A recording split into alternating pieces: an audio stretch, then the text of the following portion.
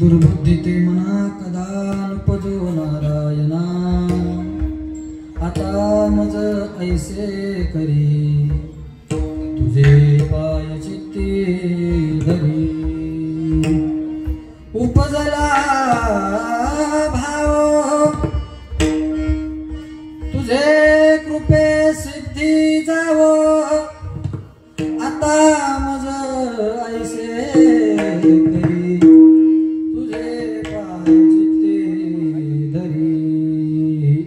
तुका मने आता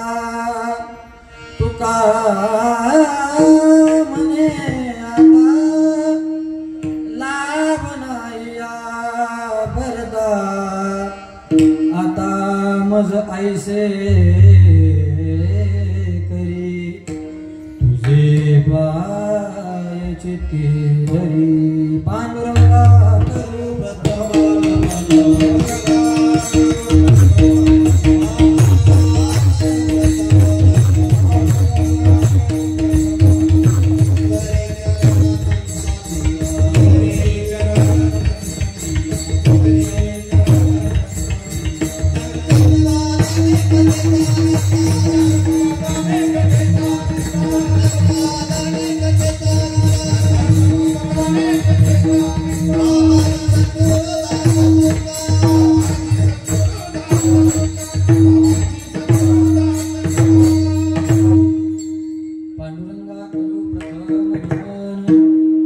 दुसरे चरण संताचिया त्यांच्या कृपादाने कथेचा विस्तारू बाबाजी सद्गुरु दास तुकार समचरण सरोजम सान्द्रनीलामुदाभं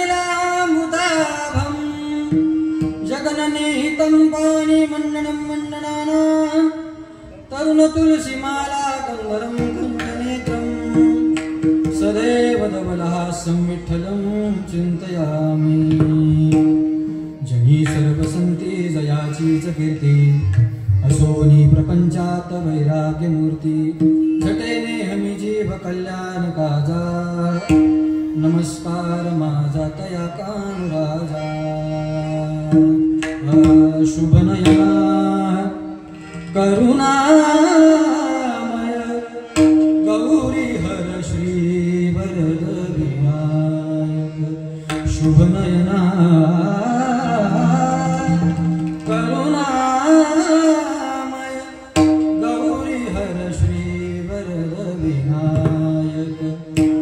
ओंकार गणपती ओंकार गणपती अधिपती सुखपती छंदपती गंधपती लीन निरंतर हो लीन निरंतर हो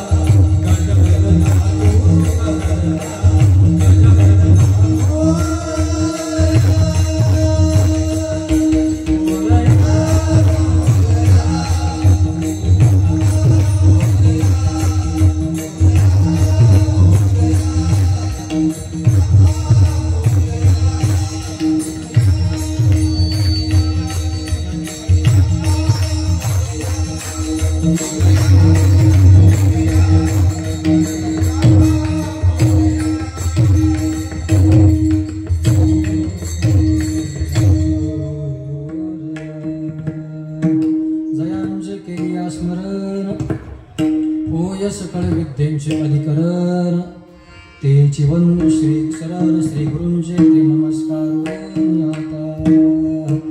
ओम नमो ज्ञानेश्वराय ज्ञानेश्वराय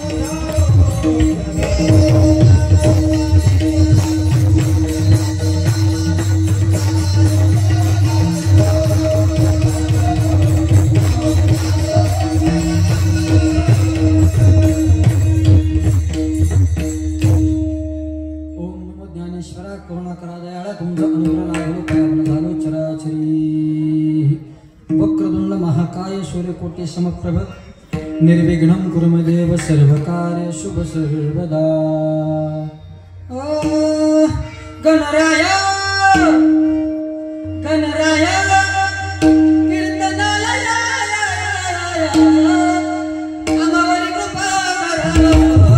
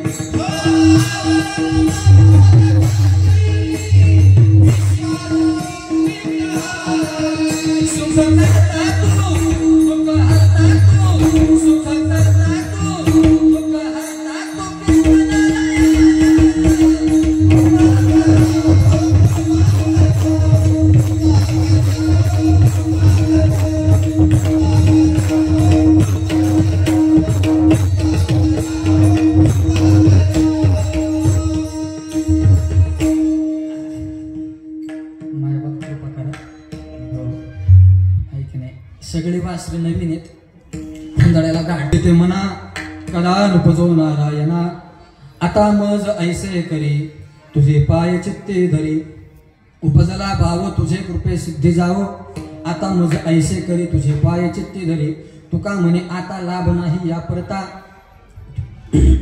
आता मज ऐसे करी तुझे पाय चित्ते धरी. प्रस्तुत प्राप्त प्रसंगी कीर्तन रूपी सेवेकरिता प्रतिपादित केलेला अभंग घेतलेला अभंग महान भगवत भक्त संत देहुनिवासी भगवंत प्रिय संत प्रिय सर्व संत बांधवांमध्ये अग्रगण्य ज्यांचं स्थान आहे कलश स्थान ज्यांना मिळालेलं आहे. ज्ञानोबरायांच्या पावलावरती पाऊल ठेवून वारकरी संप्रदायाचा झेंडा अगदी अटके पार फैलवण्याचं काम ज्यांनी केलं ते जगद्गुरु संत तुकाराम महाराज यांच्या सूर्यासारख्या प्रखर चंद्रासारख्या शीतळ वाणीमधनं प्रसवलेली ही अमृतवाणी आजच्या सेवेसाठी मी निवडलेली आहे. अभंग जरी पाठ नसला तरी कीर्तन संपेपर्यंत पाठ होईल याची जबाबदारी मी घेतो. फक्त आपण आपले कान उंचावून बसायचे. हो, आपण विघ्नहर्ता बाप्पाला कशाचं साधन म्हणतो किंवा भगवंताकडे आपण काय मागतो तर समाधान मागतो, बरोबर ना. विघ्नहर्ता भगवान परमात्म्याकडे आपण काय मागतो? बोला, आमटी भाकर सगळ्यांना मिळणारे बोला. हो, समाधान मागतो ना. हो, त्याचं समाधान जर पदरात पाडून घ्यायचं असेल तर माझी माऊली मावशी फार गोड बोलतात. तुम्हाला समाधान पदरात पडेल बरं का, तुम्हाला समाधान पदरात पडेल पण तुम्हाला अवधान केंद्रित करावं लागेल. तुम्ही जे काम करायला त्या कामावरती तुम्हाला लक्ष केंद्रित करावं लागेल तर तुमच्या पदरामध्ये सुख नावाचं फळ पडेल. अन्यथा तुम्ही ज्या कामासाठी आलाय त्या कामामध्ये लक्ष केंद्रित न करता जर संसाराचा पसारा इथं बसून डोक्यामध्ये आठवत असाल तर माऊली म्हणतात तुम्ही समाधानाच्या गंतव्यापर्यंत पोहोचू शकणार नाही. मग त्यासाठी काय करावं लागेल? माऊली प्रतिज्ञापूर्वक सांगतात, मी सांगत नाही तरी अवधान ऐकले दिजे मग सर्व सुखासी पात्र होईजे. हे प्रतिज्ञा उत्तर माझे उघड ऐका. माऊली प्रतिज्ञापूर्वक सांगतात बरं का, मी प्रतिज्ञापूर्वक सांगतो तुम्ही सर्व समाधानाला जाऊन पोहोचा. अवधान केंद्रित करणं फार गरजेचं आहे. अभंग फार मोठा नाही, फक्त 4 चरणाचा आहे. अभंग छोटा निवडण्यामागचं कारण पटकन सांगून जातो. असे मुरजल्यासारखे बसू नका. तुम्हाला भुका लागल्यात का? नाही, अगदी जेवण करता करता आपण कीर्तन करू शकतो, हरकत नाही. असं नाही ना, असं टवटवीत बसा. देवाला कशी अशी टवटवीत फुलं आवडतात का नाही? जमिनीवरती पडलेली सुकलेली फुलं तुम्ही देवाला वाहता का? नाही ना वाहत. कशी प्रसन्न असतात का? टवटवीत फुललेली, बहरदार, पाणी मारलेली, आहा घमघमाट सुगंध, हो की नाही? मला पण तसंच वाटलं पाहिजे ना, हो की नाही? तुमच्याकडे पण मला कीर्तन करू वाटलं पाहिजे. हो, नाहीतर आमच्या पंढरीनाथ नानांनी सांगितले महाराज अर्ध्या तासात 8 तास आणायची वावराला. हो, तसंच करावं लागेल मला. हो, असं कसं प्रफुल्लित चेहरे पाहिजे. आणि ते मध्ये असं हे का ठेवले, ते पेच का मारलाय मध्ये, पुढं सरायला लागत होतं तुम्ही असे. मागचं कारण कीर्तन संपेपर्यंत तुमचा पाठ हवा. आणि अजून एक सुंदर कारण, अभंग छोटा कारण महाराज छोटा. हो, फेटा जरी मोठा असला तरी महाराज छोटा. हो, महाराज छोटा म्हणून अभंग छोटा. कारण आपल्या नजरेमध्ये महाराजाची व्याख्या फार वेगळी झाली, त्याच्यामुळे महाराज निवडताना आपण फार काळजीपूर्वक निवडतो. हो, कसं निवडतो सांगू का? महाराजाची व्याख्या तुमच्या भाषेत काय? आजले बेताचा महाराज येणार आहे. महाराज कसा असला पाहिजे? उचपुरा महाराज असला पाहिजे. अशी चमचमीत झगमगीत त्यांनी कपडे घातलेले पाहिजे. त्याच्या 10 बोटात 10 अंगठे पाहिजे. असं ₹1,00,000 घड्याळ त्याच्या हातात पाहिजे. असं सोन्याचा ब्रेसलेट त्याच्या हातामध्ये पाहिजे. त्याची ढेरी मायकाला टेकलेली पाहिजे. हो, कीर्तनात त्यांनी तुम्हाला तासडलं पाहिजे. तुम्ही त्या तासडण्यावरती सुद्धा टाळ्या वाजवल्या पाहिजे. आणि टाळ्या वाजून 51,000चं पाकिट तुम्ही त्याला दिलं पाहिजे. त्याला म्हणायचं मोठा महाराज, बरोबर ना? टाळ्या वाजू वाटतात पण तुम्ही वाजवत नाही. हो, तुमचाच आहे मी. हो, आपल्या लेकराचं आपण कौतुक करायचं असतं, ध्यानात घ्या. हो, त्याच्यामुळे ह्या व्याख्येत मी पुढेच बसत नाही. मी ज्ञानोबरायांचा, तुकोबरायांचा, वारकरी संप्रदायाचा दास आहे. त्या अन्वयाने, त्या अर्थाने हा अभंग मी निवडण्याचा अट्टहास केलेला आहे. ध्यानात घ्या. अभंगाचा भावार्थ तुमच्यामध्ये पटकन मांडून जातो. जगद्गुरु तुकोबर आहे. पहा बरं, मागणारा सुद्धा फार टोकाचा आहे आणि देणारा सुद्धा फार टोकाचा आहे. हो, जगद्गुरु तुकोबर आहे. भगवंताकडे या अभंगामधून मागणी करतात. आपण बाप्पाकडे काय मागणीच करत असतो ना, त्यामुळे मुद्दाम मी हा अभंग निवडला बरं. ध्यानात घ्या. कारण पर्वकाळ फार मोठा आहे. काय पर्वकाळ ऐकायचं का तुम्हाला? आता मला त्याला प्रमाण द्यायची होती, व्याख्यानाला मला वेळ उरणार नाही, त्याच्यामुळे सांगतो. आज वसंत पंचमीचा दिवस आहे, म्हणजे माघ शुद्ध पंचमी, बरोबर. आज सरस्वती उत्सव बासर या ठिकाणी फार उत्साहामध्ये साजरा केला जातो. आधी करून हो यम छोटी भाषा कोणाची येते कोलकात्यामध्ये सुद्धा सुंदर प्रकारे भव्य दिव्य असा सरस्वती मातेचा उत्सव साजरा केला जातो. एक दुसरं कारण वसंत ऋतूला आजपासून आरंभ होतो. प्रारंभ नाही म्हणत आरंभ म्हणतो मी. त्याच्यामागची कारण सांगायला वेळ नाही.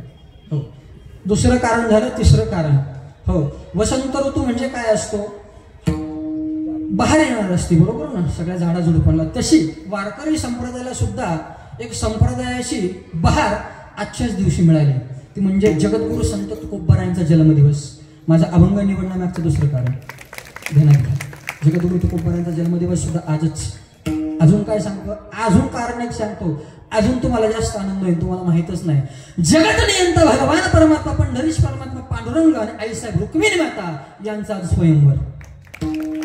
पहा बरं हो किती उत्तम पर्व काळ आहे. हो अजून एक पर्व काळ म्हणजे गणेश जयंतीचा पर्व काळ. हो कारण गणपती बाप्पाला जन्मून एक दिवस झाला अख्खा हाय की नाही. म्हणजे आजच्या दिवशी कीर्तन ठेवायचं प्रयोजन आहे सर्व मंडळाचं. काय गणपती बाप्पाला सुद्धा कीर्तन ऐकता यावं हाय की नाही. पहिल्याच दिवशी जलाला लई जर गोंगा टाकला तर बाप्पा रडन ना हाय की नाही. त्याच्यामुळे आज कीर्तन ठेवलं. एवढा मोठा पर्व काळ आहे ध्यानात ठेवा. हो अशा पर्व काळाला मी असा अभंग निवडलाय आणि जगद्गुरु तुकोबाराय या अभंगाच्या माध्यमातून भगवान परमात्म्याकडे मागणी करतात. काय दुर्बुद्धी ते मना कदा नुपजो नारायणा. हे भगवान परमात्मा बुद्धिदात्या परमात्म्या मी तुझ्याकडे विनंतीपूर्वक प्रार्थना करतो. काय प्रार्थना करतो माझ्या मनाला दुर्बुद्धीचा वारा कधीही लागू देऊ नकोस. हो दुर्बुद्धीच्या घेऱ्याला मी शिवायला सुद्धा नको अशी मागणी जगद्गुरु तुकोबाराय भगवान परमात्म्याकडे करतात. त्याच्या पुढच्या चरणात जगद्गुरु तुकोबाराय करतात म्हणतात आता माझं ऐसे करी तुझे पाय चित्ती धरी. फार तर तू काय कर देवा तुला मला द्यायचंच ना तर काय कर तुझ्या चित्तात माझ्या चित्तामध्ये तुझे पाय सदैव राहायला हवेत. कसे कसे म्हणजे असे उचलायचे हृदयामध्ये ठेवायचे का नाही. नामस्मरणाच्या जोरावरती तो भगवान परमात्मा मी माझ्या हृदयामध्ये साठवलाय नाही तो तुझ्या चरणाच्या रूपाने स्थित्यंतर स्थिर माझ्या हृदयामध्ये राहू दे अशी प्रार्थना जगद्गुरु तुकोबाराय भगवान परमात्म्याकडे करतात. म्हणजे मागणी करतात. आता मज ऐसे करी तुझे पाय चित्ती धरी. अजून देवाला मोठेपणा देतात जगद्गुरु तुकोबाराय. उपजला भाव तुझे कृपे सिद्धी जाऊ. मनामध्ये विचार मनामध्ये भावना मनामध्ये बुद्धीचं निर्माता तूच आहेस भगवान परमात्मा. म्हणजेच तुझ्या कृपा आशीर्वादाने माझ्या हृदयामध्ये जो प्रांजळ शुद्ध आणि उत्तम उदात्त भाव जो उत्पन्न झालाय ना तो तुझ्याच कृपा आशीर्वादाने सिद्धीला जाऊ देत. किती विनंती सुंदर आहे की नाही. तुझ्याच कृपा आशीर्वादाने हा उपजलेला भाव कुठला भाव आता माझा ऐसे करी तुझे पाय चित्त तरी हा भाव तुझ्या कृपेने सिद्धीला जाऊ दे. आणि जगद्गुरु तुकोबाराय विनंतीपूर्वक हात जोडून बोलताय. ते कोणाला तुम्हाला आणि मला बरं का. त्यातनं मला पण सुट्टी नाही. मी काय मोठा आहे असं काही विषय नाही. दिसतोय ना मी तुम्हाला हो मग चांगल्या प्रकारे माना हलावं बरं का. तुम्हाला आणि मला जगद्गुरु तुकोबाराय उपदेश करतात शेवटच्या चरणामध्ये. आता काय आता तुका म्हणे आता लाभ नाही या परता. जगद्गुरु तुकोबाराय भगवान परमात्म्याला म्हणतात हे जगातले अंक भगवान परमात्मा मला कळून चुकलंय.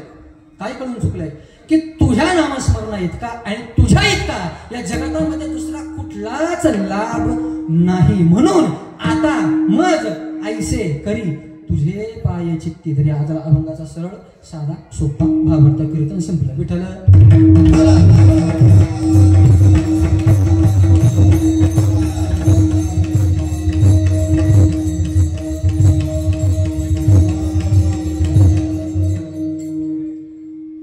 विस्तृत सेवेकडे जाण्यापूर्वी कुठल्या वक्त्यात अद्य कर्तव्य नाही. आणि कार्यक्रमाचं आयोजन प्रयोजन नियोजन जरी सर्वांना माहिती असलं तरी सुद्धा त्याची पुनरावृत्ती करणं हे वक्त्याच अद्य कर्तव्य असते. यानं दोन कामं होतात बरं का. बारकाने आहे का मी प्रत्येक कीर्तनात प्रवचनात सांगत असतो. नाना ऐकलं असेल तुम्ही. आवर्जून सांगतो कार्यक्रमाच्या प्रयोजनाची पुनरावृत्ती केल्याच्या नंतर दोन कामं होतात. एक वक्ता स्वतः भानावरती राहतो आणि दोन श्रोता सुद्धा भानावरती राहतो. आता कसं ते ऐका.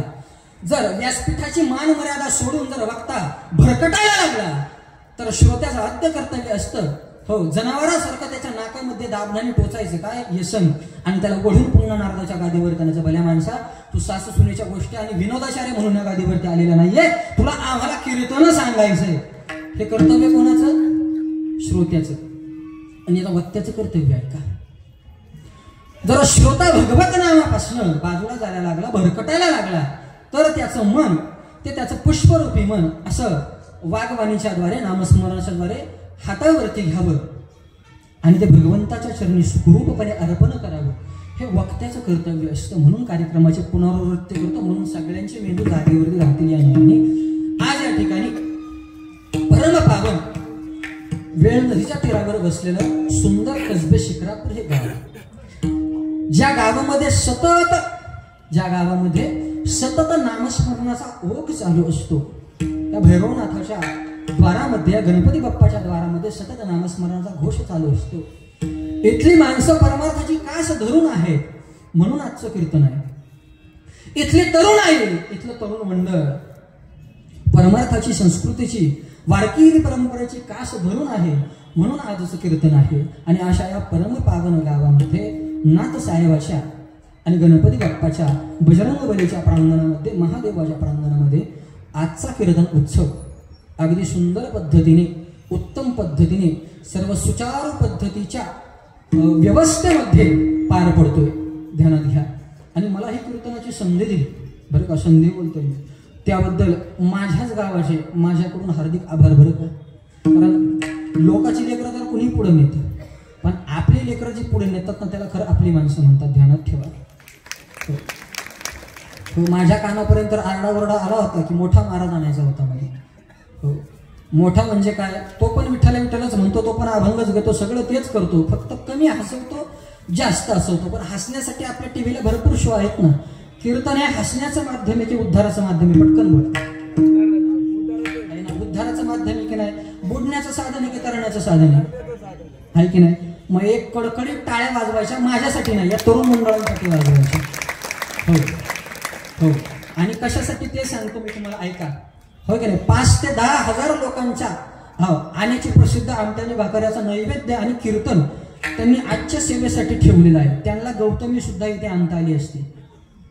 हो, अजून 2-4 नावे येतात, पण घेतली तर तुम्ही म्हणसाल महाराज तुम्ही त्यांना बघता काय, त्याच्यामुळे मी काय बोलणार नाही. पण तरुण मंडळाला खरंच मी अगदी नतमस्तक होऊन नमस्कार करेल त्या. हो, की त्यांनी लोककलेला प्राधान्य दिलं पाहिजे असं नाही म्हणत नाही मी, पण त्यांनी आजकालच्या चाललेल्या समाज विदारक घटनेला प्राधान्य न देता त्यांनी वारकरी संप्रदायाची कास धरून गणपती बाप्पाला स्थित्यावर करण्यासाठी पूर्वापार आलेल्या पंढरीच्या वाळवंटातल्या नियमाला काखेशी धरलं आणि माझ्या नाथबाबांनी, तुकोबरायांनी, ज्ञानोबरायांनी घालून दिलेली परंपरा जोपासली आणि आजचं कीर्तन ठेवलं. म्हणून पुनश्च एकदा तरुण मंडळासाठी टाळ्या वाजवा. मोहे हा ऐकल्याचा खेळ म्हणून मेन मिळविला. हो, या व्यासपीठावरती अगदी दिग्गज व्यक्तिमत्व बसलेले आहेत सर्वजण. हो, मंडळाचं नाव घ्यायचं राहिलं ना माझ्याकडनं. हो, गणेश जयंती वसंत पंचमी महोत्सव समिती. आणि प्रामुख्याने जर सांगायचं झालं तर या शिक्रापूर मधला हा प्रथम उत्सव आहे बरं का. गेले 3 वर्ष या उत्सवाचं नियोजन चाललं होतं तरुण मंडळाचं. हो, आणि अख्ख्या पंचक्रोशीमध्ये असं एवढं म्हणलं तरी वावगं ठरणार नाही की आपल्या संपूर्ण पुणे जिल्ह्यामध्ये प्रथमच असा तरुण मंडळांच्या माध्यमातून होत असलेला वसंत पंचमीचा महोत्सव आहे बरं का. सोपी गोष्ट नाही महाराज ह्या कार्यक्रमासाठी रखडणं. अगदी कौतुक करावं तेवढं थोडं या तरुण मंडळाचं. आणि संबंध शिक्रापूर मधली भजनी मंडळ आणि गणेश मंडळ आणि त्यातले सगळे तरुण एकत्र यावे.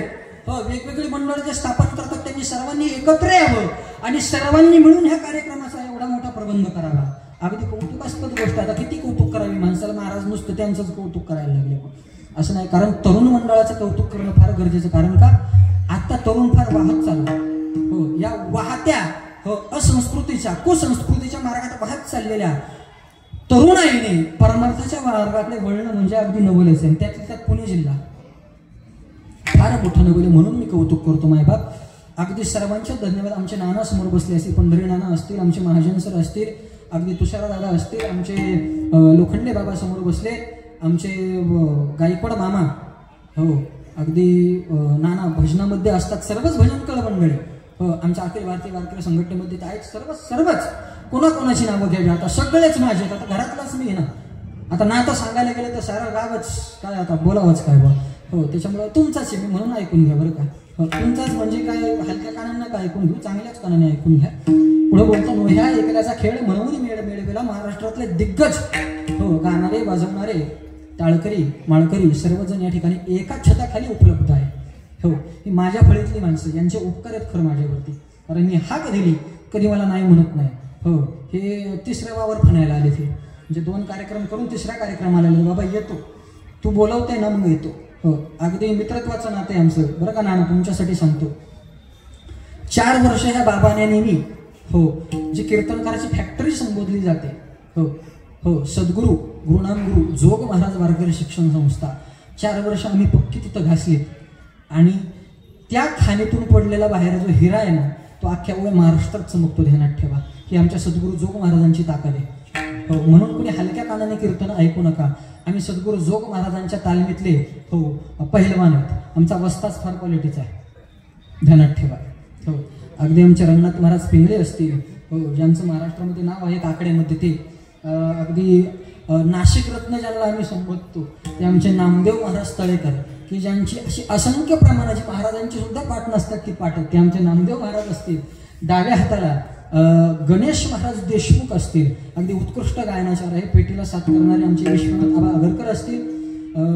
इंद्रासारखे दोन्हीही मृदंगवादक. आता पाळी निवड का, एका कीर्तनाला एक मृदंगवादक मुश्किलीने भेटतो, इथं 4 आहेत. आता सगळे आळीपाळीवर बसतील, तुम्हाला कळलं बघ. आता ह्यो बदलला त्यो बदलला, फक्त बघा महाराजाचा चॅनल बदलणार नाही, महाराज एकच राहील शेवटपर्यंत. अगदी इंद्रस्पद साथ करणारे हे 2 मृदंगवादक, इकडनं आहे हेमंत महाराज साकोरे आणि इकडनं आहे पारणे रत्न आमचे समाधान दादा कनेरकर. अगदी लक्षात ठेवा, सुंदर असा साथ जमलेला आहे. आणि हे सर्व माझे गुरुबंधू.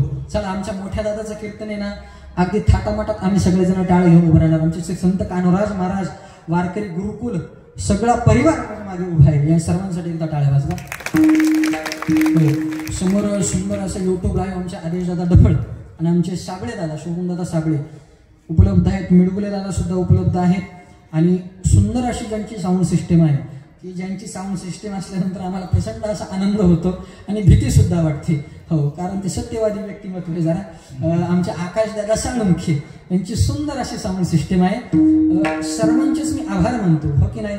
गणेशाचा आशीर्वाद आहे, त्याच्या आशीर्वादाने नाम माझ्या मुखात आहे आणि नाम एकदा मुखात आलं की समाधान आपोआप मिळतं. असा काहीसा कीर्तनाला साज आहे. देवाच्या कीर्तनाला सगळे देवच आहेत. विश्वनाथ रंगनाथ, आता नावं घेणं उचित नाही बरं का, माझ्यापेक्षा सगळे मोठे थोर कोणी जण असे सर्वांच्या चरणावरती दंडवत करतो. सर्वांच्या चरणावरती 1 तास उरला खटबांगर आहे अशी असं म्हणतात, पण मला 1 तासच उरलाय. ध्यानात ठेवा. म्हणून माझ्या विस्तृत सभेकडे बोलतो. तत्पूर्वी टाळी वाजून भजन विठ्ठल.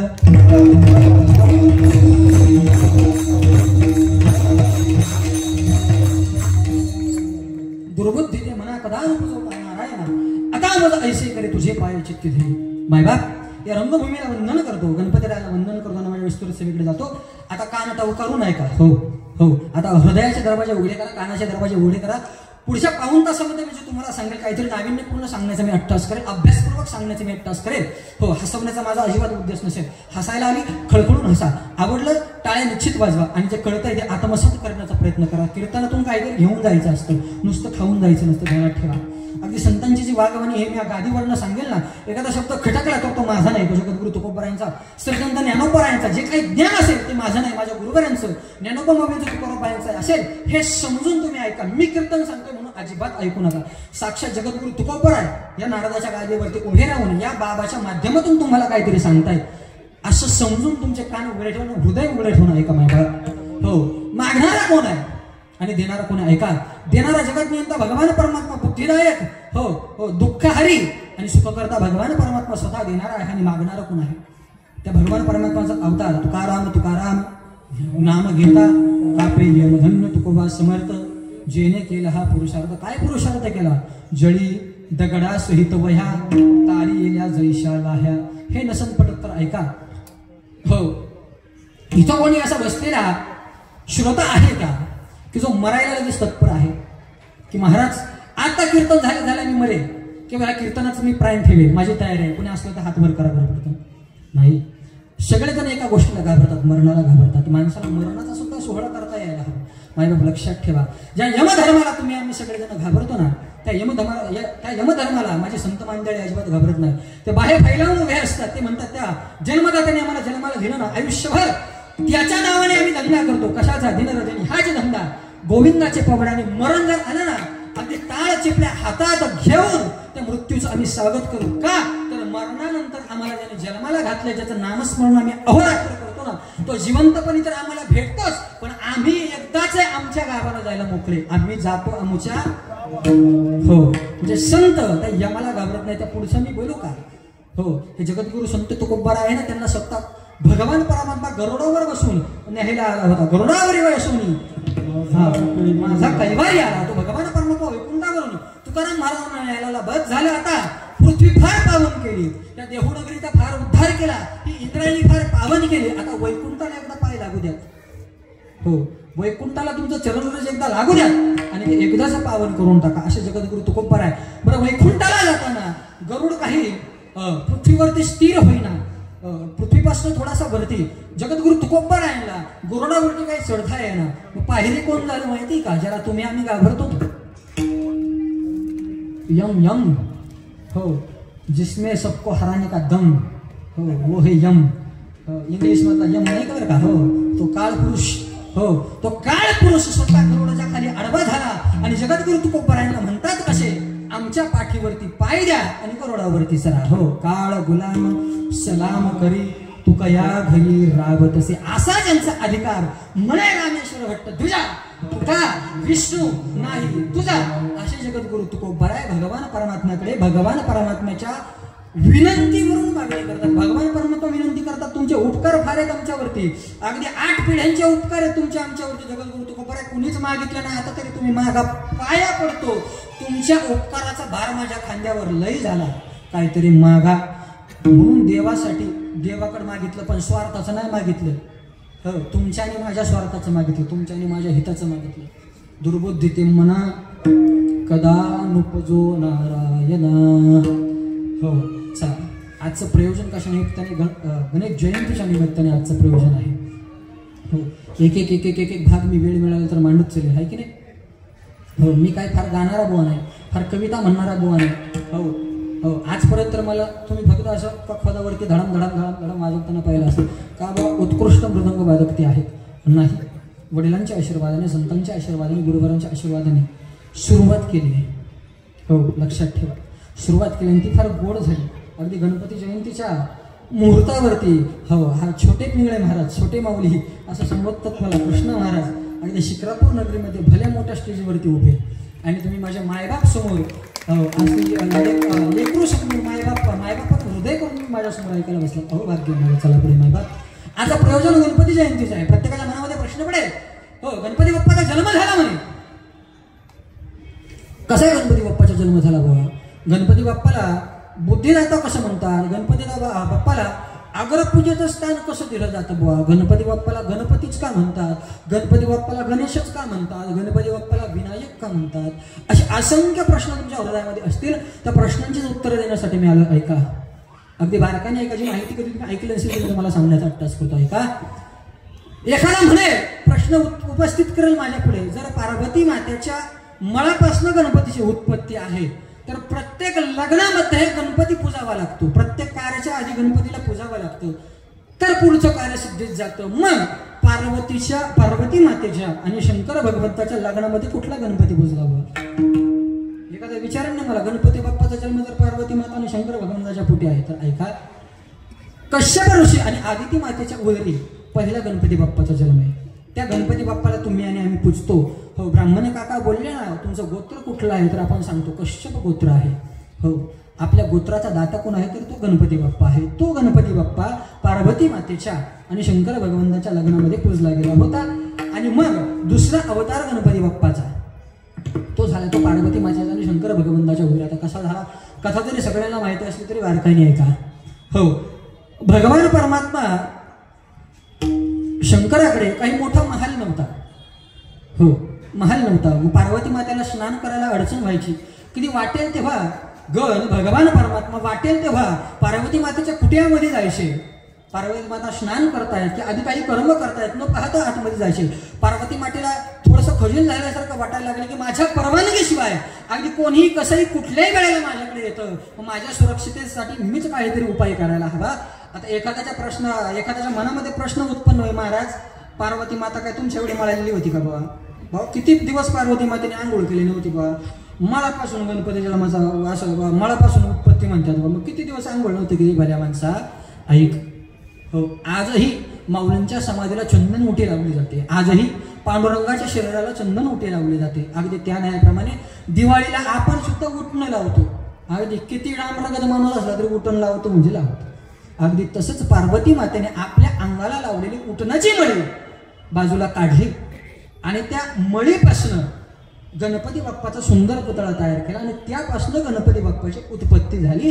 आणि गणपती बाप्पा उत्पन्न झाल्याच्या नंतर पार्वती मातेपुढे नतमस्तक झाले, तू माझी जन्मदादी आहेस आई, काय सेवा करू मला सांग. त्यावेळेस पार्वती मातेने सांगितलं, माझ्या कुटियाच्या बाहेर तुला माझा रक्षपाल म्हणून काम करावं लागेल आई.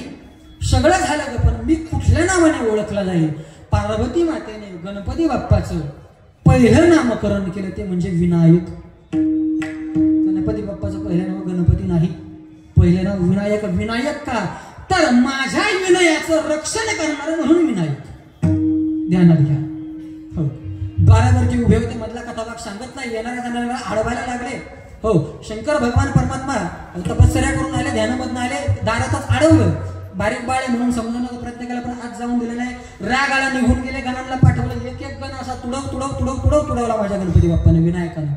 हो, पार्वती मातेने हातात दंड दिला होता, एकाएकाची निवार धुलाई केली, तशी केली निवार धुलाई केली बरं का. सगळे हारले. गणपती बाप्पाला शंकर भगवान परमात्मा सांगण्यावरून सगळे 33 कोटी देव आले, सगळे हारले. सगळं तुम्हाला माहिती. मग शंकर भगवान परमात्मा स्वतः आले, त्रिशूळ उगारला, सोडला, मस्तक छाटलं. पार्वती मातेने आकांत केला, माझ्या पुत्राला मारलं म्हणून विक्राळ भद्रकालीचं रूप प्राकट्यीकरण केलं, जगामध्ये तांडव माजवायला सुरुवात केली. शंकर भगवान परमात्मा स्वतः आडवे पडले. माझ्याकडनं काय चुकलं असेल ती चूक मी सुधारायला तयार आहे बरं का. तेव्हापासनं या भद्रकाली पुढे हा शंकर काय आडवा पडतो बरं का. तेव्हा हे तवाच आहे, लांबून आले ते पण, म्हणजे वेगळं नाही फरक आहे ते बरं का. पार्वती मातेचा क्रोध शांत झाला, मी सांगितलं मला काय द्यायचंच असेल तर माझा पुत्र जिवंत करून द्या. मग भगवान परमात्माने सांगितलं, विष्णू भगवान परमात्म्याला उत्तरे जा, उत्तरे जो पहिला जिवंत प्राणी उत्तरेला मुख करून झोपलेला तुम्हाला आढळेल, तुमच्या सुदर्शनाने त्याचं मुंडकं छाटून आणा, मी याला जिवंत करतो. ठरल्याप्रमाणे गेले.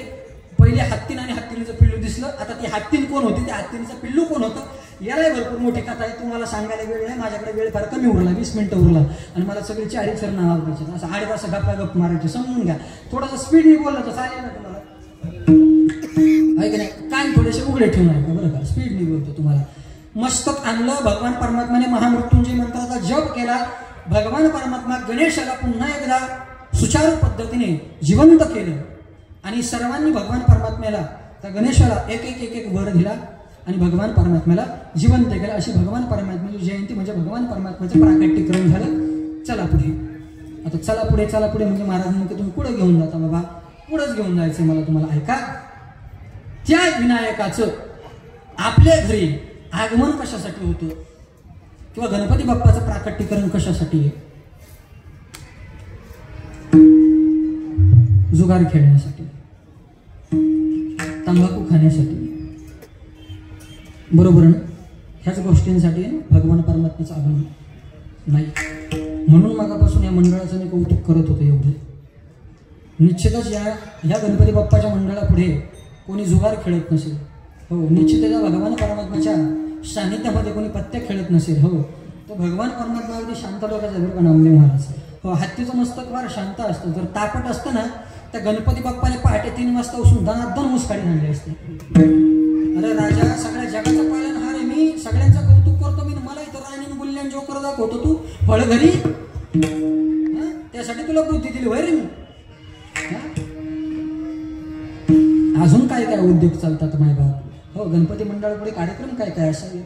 हो, मुलींसाठी लाठीकाठीचं प्रशिक्षण द्यावं, स्वतःचा बचाव कसा करता येईल, मुलांसाठी काहीतरी उद्बोधक वक्ते आणावेत, त्यांच्यावरील भारतीय संस्कृती कशी रुजवेल हे काम करावं. आपण काय करतो, हो गणपती जयंती आली का हा माझं पिल्लू आलं, माझ्या पिल्लूला मस्त चमचा देऊन चमच्यावरती लिंबू द्या.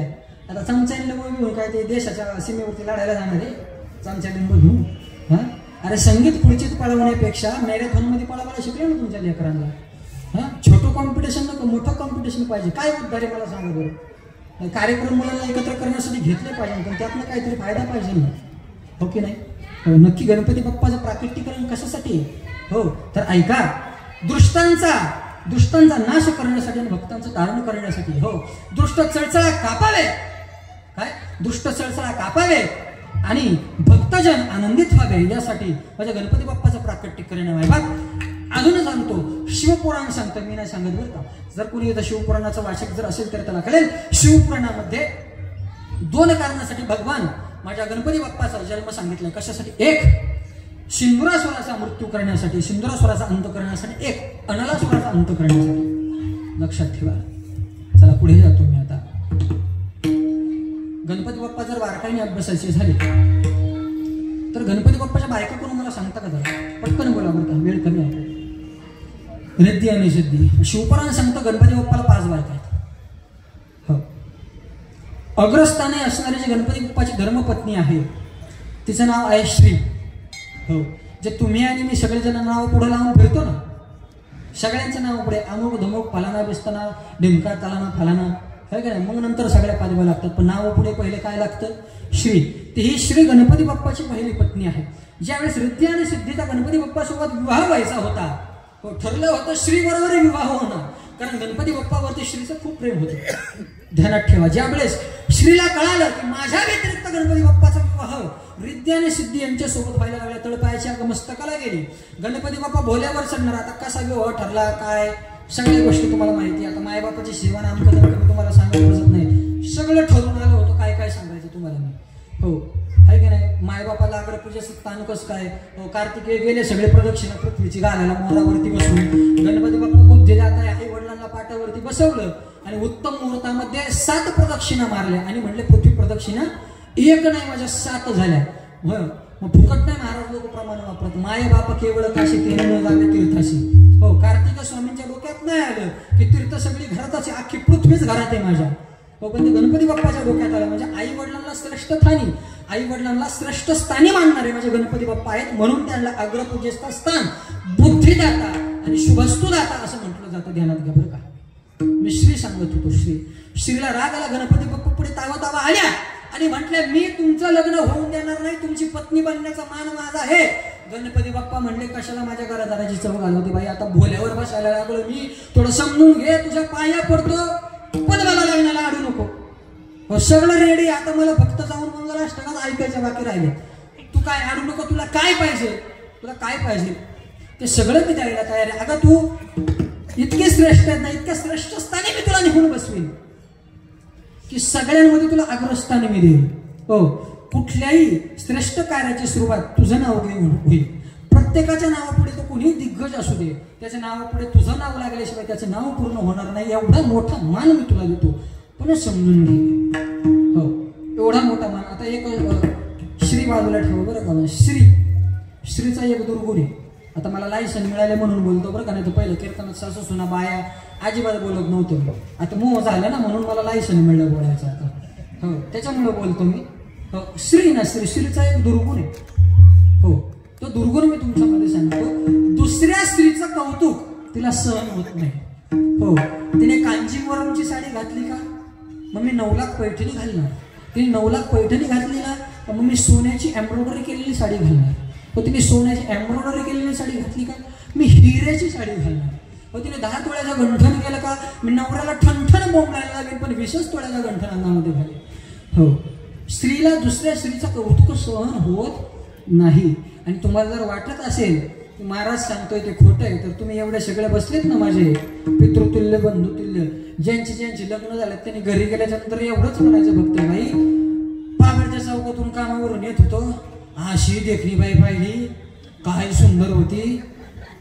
हो इतकी सुंदर तर काय सांगा. पुढचा शब्द जगपर्यंत नाही तुमच्या जगदंबेच्या हातातलं किचन मधलं त्रिशूळ तुमच्या अंगावरती आलं. हो लाटण्यानेच अभिषेक मग तुमचा. श्रीला श्रीचं कौतुक सहन होत नाही मायबा, पण या श्रीला भगवान परमात्म्याने शांत केली, रिद्धी सिद्धी सोबत लग्न केलं. हो, अजून कोण 2 बायका सांगून जाऊ का घरी गेल्याच्यानंतर अभ्यास कर नाही, मी करून आले म्हणून मला नाही तुमच्यात सांगायचं. शेवट फक्त मी दुर्बुद्धी शब्दावरती नेऊन टेकवणार आणि उरलेले 3 चरण सोडवण्यासाठी मी पुन्हा नाही असं म्हणणार नाही. हो, पण गणपती बाप्पाच्या जयंतीला मी तुमच्यात गणपती अगदी विस्तारितपणे सांगण्याचं मी एकटाच करेन. अगदी शिवपुराण सांगतो. मी पहिली सांगितली श्री, दुसरी सांगितली रिद्धी सिद्धी आणि 2 उर्वरित आहे. ती एकीचं नाव आहे तुष्टी आणि एकीचं नाव आहे पुष्टी. ह्या 5 बायका गणपती बाप्पाच्या. हो, आता त्या दोन्हींच्या रिद्धी आणि सिद्धीच्या उदरी कोण जन्माला आले? शुभ आणि लाभ. ते 2 जण जन्माला आले म्हणून प्रत्येकाच्या दाराबाहेर शुभ लाभ. शुभ व्हावं तरी आमचंच आणि लाभ व्हावा तरी शाबास, तुम्हीच बोलले बरं का, चांगली गोष्ट. चला मला पुढं सांगायचं. या गणपती बाप्पाला अग्रपूजेचा मान का? अग्रपूजेचं स्थान कशाला? गणपती बाप्पाला बुद्धिदाता का म्हणतात? हो, माझ्या जगत तुका बरा बोलता ना, दुर्बुद्धी ते म्हणा कदा नकोजो नारायणा. माझ्या मनामध्ये दुर्बुद्धी येऊनच देऊ नको. याचा उलट अर्थ काय होतो? दुर्बुद्धी येऊच देऊ नको म्हणजे माझी बुद्धी स्थिर स्थावर राहते, माझ्या पदरात बुद्धीचा दान घाल, हा अर्थ होतो बरं का. हो, श्रोता सुद्धा थोडासा चलाक असला पाहिजे बरं का. अर्थ लावून घ्या. दुर्बुद्धी ते मना कदा नकोजो नारायण असे म्हटले, मग त्याच्या उलट काय होतं? म्हणजे माझ्या मनाला, माझ्या बुद्धीला, माझ्या चित्ताला कधीच दुर्बुद्धीचा स्पर्शच झालेला नाही. ती बुद्धी तुझ्या आशीर्वादाने स्थिर स्थावर राहू दे. कळलं का? तो बुद्धिदाता तुमच्याबद्दल मी मानतोय. बुद्धिदाता माझ्या गणपतीला कशासाठी म्हणलं जातं? अग्रपूजेचं मान भगवान परमात्म्याने माझ्या गणपती बाप्पाला का दिला ऐका मायबा. या भगवान परमात्म्याला अग्रपूजेचा स्थान मिळून दिला. एक काशीची म्हातारी फार मोठी कारणीभूत आहे. या सगळ्या मी सांगतोय त्या गोष्टी तुम्हाला महाराज लोक ग्रंथांची नावं सांगत नाही बरं का, पण मी कशात वाचलंय हे मी तुम्हाला सांगतो. काशी खंडामध्ये आणि शिवपुराणामध्ये ही माहिती तुम्हाला मिळून जाईल. हो, आहे की नाही? पाहावे पुराणी विचारून, हो आहे की नाही? हो, पाहून या ग्रंथ करावे कीर्तन असं म्हटलं जातं. त्याच्यामुळे मी त्यातलं मी तुमच्या समोर मांडतो, ध्यानात घ्या. हो, काशीमध्ये गौबाई नावाची एक बाई होऊन गेली. हो, तिच्यामुळे ह्या भगवान परमात्म्याला अग्रगण्य मानलं गेलं, सर्वश्रेष्ठ मानलं गेलं. आता कसं ते ऐका. आता काशीचा त्या गौबाईचा गणपती बाप्पाचा काय संबंध बाबा ऐका बारकाईने ऐका. काशीमध्ये एक महान राजा होऊन गेला. त्या महान राजानं किती महान होता? त्या महान राजानं प्रतिसूर्य निर्माण केला होता. काय प्रतिसूर्य म्हणजे हा जो तुम्ही उगवलेला पाहता ना, त्या सूर्याला लपवून ठेवलं आणि त्याने स्वतः निर्माण केलेलं प्रतिसूर्य ह्या वरच्या भूमंडळामध्ये स्थापित केला. भूमंडळ काय म्हणतात त्याला? ब्रह्मांडामध्ये स्थापित केला. तो सूर्य इतका सर्वश्रेष्ठ तो राजा होता. त्याचं नाव होतं गुणनिधी बरं का. त्या राजाचं नाव इतका श्रेष्ठ राजा. अजून काय केलं त्यानं? बरं, राजा शूर होता पण फार गुणवान होता बरं का, पुण्यवान होता बरं का. किती ताकद असेल पुण्याची. काशी कोणी निर्माण केली? असं म्हणतात त्रिशूळावरती काशी आहे, म्हणजे स्वतः भगवान परमात्म्याने शंकराने ती काशी निर्माण केली. त्रिशूळावरती ती काशी आहे आणि त्या काशीमधनं हो भगवान शंकराला 12 ज्योतिर्लिंगापैकी काशी विशेष स्थान फार आवडतं. भगवान परमात्मा कुठे जरी हजर नसला तरी काशीमध्ये सपत्नीक सपरिवार हजर असतो बरं का. लक्षात घ्या. तो भगवान परमात्मा, त्या भगवान परमात्म्याला स्वतःच्याच घरातून काढून दिलं या राजाने. कुठे दिलं? विंध्याचल पर्वतावरती हाकलून दिलं. पुण्याच्या बळावरती भक्तासाठी काय पण करावं लागतं, दिले ना हाकलून. गेले. काशी तर फार आवडती. काय केलं? काशीतनं तर राजाला काशी बाह्य करण्यासाठी देवतांना पाठवलं, अनेक राजांना पाठवलं, पण आपल्या सामर्थ्याच्या बळावरती प्रत्येकाला त्यानं हरवलं. सगळ्यांना माघारी पाठवलं, हार मागावी लागली. मग गणपती बाप्पा आपल्या पिताश्रींपाशी गेले. म्हणले बाप्पा डोंट वरी. काय म्हणले पप्पा? म्हणजे हे मी माझ्या मनाने बोलतो बरं का. त्या काळात पप्पा दुप्पा असं काही नव्हते. ते आता आले ना आपले, आहे का नाही? आमच्या पप्पाने गणपती आणला, शंकर आणि पार्वती मांडीवर बसले गणपती. तो मुको बघतोय. आपल्याला तिकडे जायचं नाही, विषय काय हे आपल्याला व्हायचं नाही. हो, त्या निमित्ताने का होईना पण गणपती बाप्पा प्रत्येकाच्या घराघरापर्यंत पोहोचला, आहे की नाही? अरे आपली संस्कृती एवढी बेकार झाली की आपल्या परमपूज्य गणेशाला एलिफंट गोड म्हणण्या इतपत मजल गेली नाही बाप. आपली संस्कृती एवढी फोपावत चालली. मला हे सांगायचं तुम्हाला, ज्याला आपण गणेश म्हणतो, ईश म्हणतो, विघ्न हर्ता म्हणतो,